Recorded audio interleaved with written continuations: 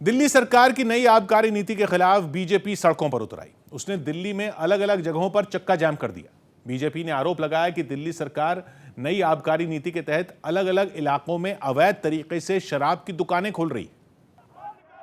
और इसी बात के विरोध में बीजेपी ने दिल्ली के कई इलाकों में चक्का जाम कर दिया। प्रदर्शन की जहां जहां से तस्वीरें आई, सब में पार्टी के कार्यकर्ता आने जाने वालों को रोकते नजर आए, जिससे गाड़ियों की लंबी लाइन लग गई।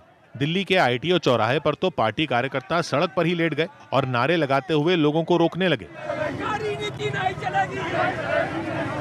आईटीओ चौराहे के एक रास्ते पर पार्टी के लोगों ने लेटकर रास्ता रोका तो दूसरे रास्ते पर वो ढोलक लेकर बैठ गए।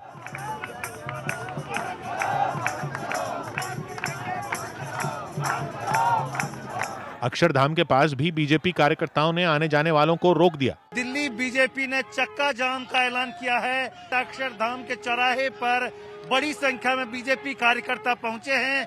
वहां प्रदर्शनकारी गाड़ियों और मोटरसाइकिलों के सामने आकर बैठ गए।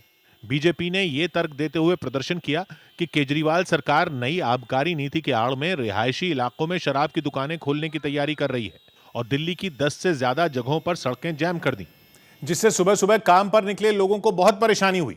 वैसे बीजेपी कार्यकर्ताओं ने लोगों से अपील की थी कि वो इस प्रदर्शन में उनका साथ दें, लेकिन सुबह दफ्तर जाने निकले लोगों पर इस अपील का असर नजर नहीं आया।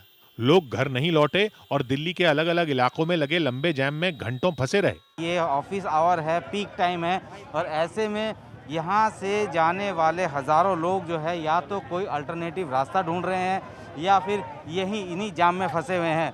यही नहीं, वो प्रदर्शन करने वालों पर जमकर बरसे। मैं आधे घंटे से फंसा हूं। मैं सुप्रीम कोर्ट का एम्प्लॉय हूं। दिल्ली में नई आबकारी नीति के तहत करीब 850 नई शराब की दुकानें खोलने की तैयारी है, जहां से लोग शराब खरीद सकते हैं। इस नीति के तहत हर वार्ड में 3 शराब की दुकानें खुलेंगी और इसी बात पर दिल्ली की सियासत गरमाई हुई है। बीजेपी ने तो खुलेआम ऐलान कर दिया कि इस मुद्दे पर उसका प्रदर्शन आने वाले दिनों में तेज होगा और केजरीवाल सरकार पर निशाना साधा। अरविंद केजरीवाल पंजाब में नशाबंदी की बात करते हैं और दिल्ली में हजारों की संख्या में शराब के ठेके खोल रहे हैं। लेकिन बीजेपी के विरोध को दिल्ली के उप मुख्यमंत्री ने गलत ठहराया और नई आबकारी नीति के फायदे गिनवा दिए। जब नई नीति अरविंद केजरीवाल जी ने बनाई तो उससे 3,500 करोड़ रुपया जो चोरी हो रहा था वो चोरी रुक गई। नई आबकारी नीति को दिल्ली सरकार 17 नवंबर 2021 को लागू कर चुकी है।